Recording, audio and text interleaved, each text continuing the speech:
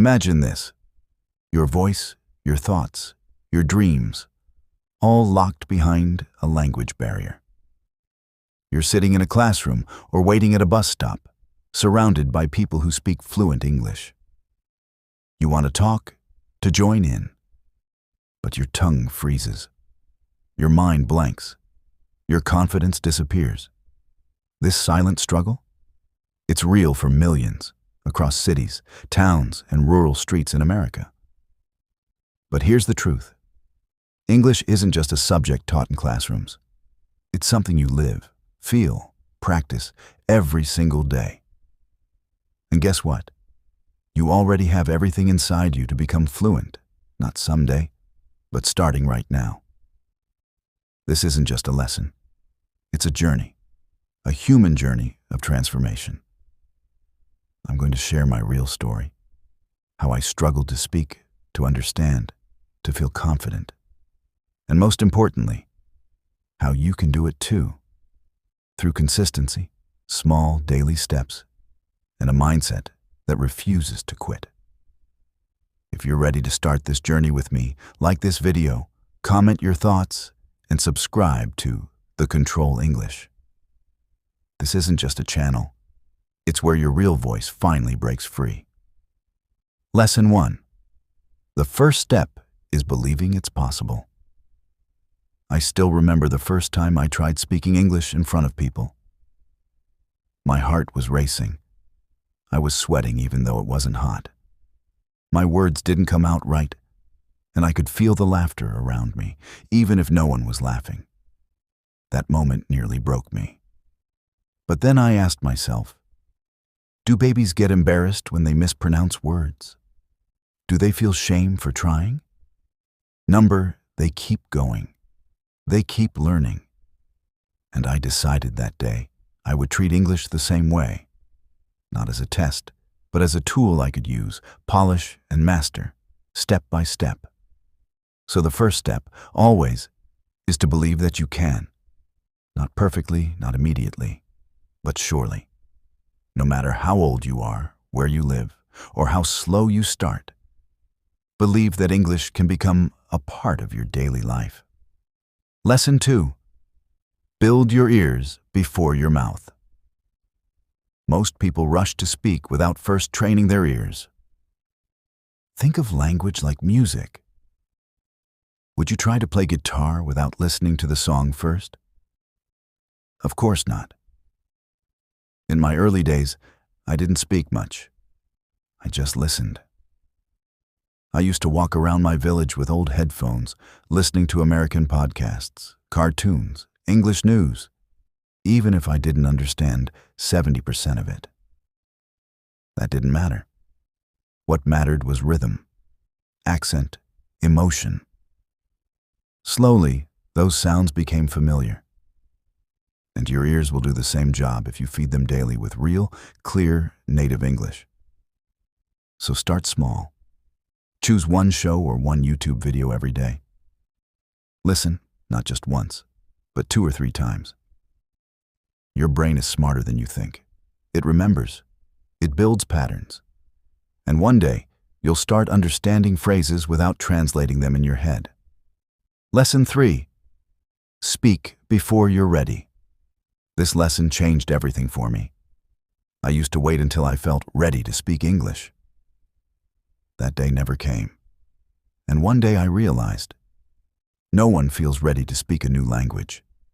You speak, you stumble, you learn. That's the real pattern. So I created a secret. I called it mirror talk. Every morning, I'd look in the mirror and speak to myself in English for 5 minutes. Sometimes about my day, sometimes nonsense. But every time, my tongue got more confident. You can do it too. Just one rule: no judging. Don't worry about mistakes. Talk about your dreams, your lunch, your future, your family. It doesn't matter. What matters is your voice, your rhythm, your courage. Remember, fluency begins when you stop being afraid to sound wrong. Lesson 4. The mirror method. Talk to yourself to train. Fluency. When I first started trying to speak English, I was shy. I didn't want anyone to hear me make mistakes. But then I learned something so simple, it changed everything. I stood in front of the mirror and began speaking to myself, just like I was practicing a scene from a movie. At first, I felt ridiculous, but within a few days, I noticed something. My confidence was growing. I could see the shape of my mouth, correct my own expressions, and even adjust my tone. The mirror didn't judge me. It became my quiet teacher. This method helped me learn how to carry conversations. I didn't need a partner. I only needed 5 minutes a day with my reflection and a few sentences to practice. This is how fluency starts. Not with perfection, but with permission. Permission to talk to yourself until you don't feel afraid anymore. Lesson 5. The power of 1 sentence a day. You don't need to memorize pages of grammar to start. All you need is 1 sentence. Just one. When I was learning, I used to write down a single sentence every day. I will go to the market. She is cooking dinner. They are watching a movie. And then I would say it, aloud, 10 times, 20 times. I'd say it slowly, then fast. I'd sing it. I'd whisper it. I'd imagine someone asking me a question, and I'd answer with that 1 sentence. Over time, these little sentences became habits. They turned into paragraphs, then full conversations. If you want to master English, don't start with too much. Start with 1 sentence and say it like your life depends on it. Lesson 6. Listening like a child learns. Have you ever watched how babies learn language? They don't read textbooks. They don't worry about grammar rules. They listen, and they copy. When I realized this, I stopped focusing only on books and started listening to everything. Movies, songs, podcasts, even people in coffee shops. I trained my ears like a baby. I didn't understand every word, but slowly I began to recognize sounds, emotions, tones. I'd pause a sentence and repeat what I heard. I'd mimic the rhythm, the emotion. Listening wasn't passive. It became active training. And just like a baby who listens for months before speaking, I gave myself time to absorb English through sound before expecting myself to speak it well. Lesson 7. Shadowing. The secret method actors use. One day, I discovered something that actors use to master accents. It's called shadowing. It's simple, but powerful. You play a short clip in English, maybe from a movie or an interview, and you repeat exactly what the speaker says at the same time. Not after, not before, right with them. You copy their voice, rhythm, pauses. You shadow them. It's hard at first, but you become like their echo. And in time, their pronunciation becomes yours. I practiced this with 5-minute videos daily. After a few weeks, I noticed I was speaking more smoothly, like a native. Shadowing taught me not only how to pronounce, but how to feel the language as I spoke it. Lesson 8. The rule of 1%. This lesson changed my life. The idea that if you get just 1% better every single day, you'll be 37 times better in a year. That's the power of small improvements. I used to aim for big goals. Learn 100 new words, speak fluently in a month. But I failed every time. Then I shifted to the 1% rule. Just a little better each day. Learn 5 new words. Read 1 paragraph. Repeat 1 sentence 5 times. Over time, my progress became exponential. You may not see it on day 1, or even week 1, but stay consistent, and your results will shock you. Lesson 9. Anchoring your why. Consistency dies quickly if your why is weak. When I hit low points, I reminded myself why I started. For me, it was simple. I wanted to teach in English, to empower others the way I had been helped. That purpose gave me fuel on the hard days. Your why might be different. Maybe it's getting a better job. Maybe it's talking to your kids' teachers or traveling abroad confidently. Whatever it is, write it down. Anchor it deep. Because when the excitement fades, your why will keep you going. Lesson 10. Remove the pressure of perfection. Perfection is the enemy of consistency. I used to start a new journal or routine, mess up one day, and quit. I failed, I'd think. But then I realized, real progress isn't perfect. It's persistent. If you miss one day, that's okay. Just don't miss two. I began to forgive myself and show up the next day.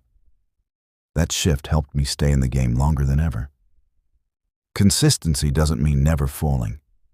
It means getting back up every time you do. Lesson 11. Build routines, not resolutions. New Year's resolutions fade. Routines stay. Why? Because resolutions are hopes. Routines are systems. I stopped saying, I will become fluent in English this year. Instead, I built a simple routine. Listen to English while cooking. Practice speaking 10 minutes before bed. Read one page after lunch. These actions became my lifestyle. I no longer hoped to learn English. I lived it daily. That's the secret of consistency. They design lives that make progress automatic. Lesson 12. Consistency in your environment. Have you ever tried studying but kept getting distracted? That's your environment working against you. I learned to create a space where consistency felt natural. I placed sticky notes with English words around the house. My phone's home screen had motivational quotes. My browser opened to English learning websites. Over time, my surroundings became my silent coach. When your environment supports your goals, showing up becomes effortless. Change your space, and you'll change your habits. Lesson 13. Celebrate tiny wins. One mistake learners make: waiting for big victories to feel proud. But here's what I've learned. If you only celebrate the big moments, you'll spend most of your journey feeling like a failure. I started clapping for myself when I understood a podcast intro. I smiled when I ordered food in English without stuttering. These were my micro victories, and they kept me going. Every small win adds fuel to your motivation tank. Don't wait to feel proud. Be proud today. Lesson 14. Practice with real conversations. When I truly began to grow, it wasn't from books or apps. It was through people. Real conversations taught me the rhythm of English. At first, I was scared. I'd avoid eye contact. I'd nod when I didn't understand. But then I met Anna, a volunteer who helped immigrants. We started simple, talking about the weather, groceries, and favorite movies. Those small chats gave me power. When you practice with real people, even for 5 minutes a day, you stop translating in your head and start thinking in English. That's a turning point. Lesson 15. Surround yourself with English. Think about how children learn. They hear their native language all day, at home, on TV, from friends. I created that same world for myself. I changed my phone settings to English. I followed English pages on social media. I even talked to myself in English when no one was watching. This constant exposure helped my brain adapt. Slowly, English stopped feeling foreign. It became a part of my everyday thoughts. Lesson 16. Record yourself speaking. One of the most powerful tools I used was my phone's recorder. I would pick a topic and speak for 1 minute every day. At first, I hated my voice. I sounded unsure, robotic. But over time, my tone changed. I started using natural pauses. My confidence grew. Listening to yourself is like watching game footage. It shows you what to fix. I still keep those early recordings. They remind me of how far I've come. Lesson 17. Learn common idioms and phrases. Textbook English is good, but real English lives in everyday phrases. Expressions like break the ice or under the weather puzzled me, so I kept a small notebook of idioms. Every time I heard one, I'd look it up and write it down with an example. I even acted them out. It helped me sound more natural and understand native speakers better. You don't need to learn all at once, just one or two a day. Lesson 18. Practice speaking under pressure. English in your room is easy. English in a job interview, that's the real test. I once froze during a group discussion because I didn't prepare for pressure, so I started role-playing with friends. We practiced mock interviews, debates, and phone calls. These high-pressure simulations trained my brain to stay calm and clear. You don't have to be perfect, just prepared. Lesson 19. Develop a growth mindset. There were days when I wanted to give up, days when I felt stupid. But I reminded myself, every expert was once a beginner. I treated each mistake like a stepping stone. I even wrote on my mirror, "Fluency is built, not born." That simple mindset kept me going. You're not bad at English, you're just not fluent yet. And that yet is everything. Lesson 20. Build vocabulary with themes. Random words didn't help me much. But learning vocabulary in themes, like cooking, shopping, or work, made a big difference. I'd pick a theme each week and dive deep. I'd watch videos, read articles, and even try using those words in sentences. Themed learning creates a mental map. It's like building a house with connected rooms instead of random bricks. Lesson 21. Don't focus on grammar first. This might sound strange, but grammar came last for me. I used to freeze while thinking, is it has gone or went? But when I focused on communication first, grammar followed naturally. I did grammar exercises later, once I felt confident speaking. Language is first for expressing, then for perfecting. Speak now, polish later. Lesson 22. Get feedback, not just praise. My cousin once said, "You speak great English." But I knew I didn't. Praise felt nice, but what I needed was feedback. So I asked teachers and native speakers, "Can you correct me?" The feedback stung sometimes, but it helped me grow faster than flattery ever could. Seek truth, not comfort. Lesson 23. Set a daily speaking challenge. Every day, I gave myself a challenge. One day I had to order food in English. Another day, I had to explain a local recipe to my American friend. These small daily missions turned speaking into an adventure. It kept learning fresh and exciting. You don't need a class. You need a challenge and the courage to try. Lesson 24. Celebrate your progress. I remember the first time I held a conversation entirely in English. I walked home smiling like a fool. That night, I bought myself a small chocolate bar. It was silly, but it mattered. Celebrating small wins kept me motivated. Track your milestones. Celebrate them. You're building something amazing. Acknowledge it. Lesson 25. Make English a part of who you are. Eventually, English stopped being a subject. It became a part of my identity. I watched the news in English. I dreamed in English. I thought in English. And most importantly, I started helping others who were just starting out. That's when I truly felt fluent. Fluency isn't just about speaking well. It's about living the language, loving the language, and using it to lift others. If you've made it this far, I want you to know something deeply personal. You don't have to be perfect to be powerful.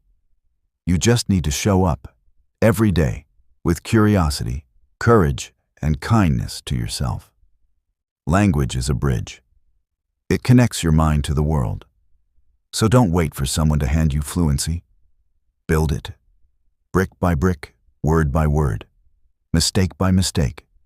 Speak loudly, even when your voice shakes. Speak proudly, even when you're not sure. You are learning not just a language, but a new way of seeing the world. And the world is waiting to hear your voice. Now go, make English a part of your story, and never stop telling it. Until you watch this video themed, then you really learn English. If you help this video, then like and comment, and share with friends and family. Thank you for watching. If you daily basis test the exam, then join the WhatsApp channel. Our community post, WhatsApp QR code, you check it.